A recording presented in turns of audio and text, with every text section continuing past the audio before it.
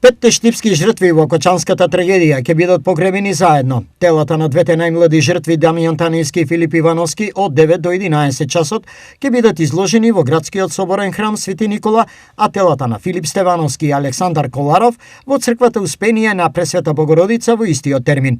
Телото на петата жртва, Александар Ефремов, ќе биде изложено во капелата кај градските гробишта.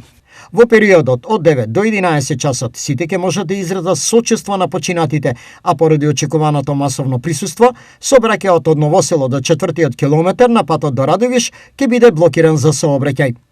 Учениците и сите останати до гробиштата ќе бидат превезувани со автобуси кои во повеќе наврати ќе циркулираат на оваа делница.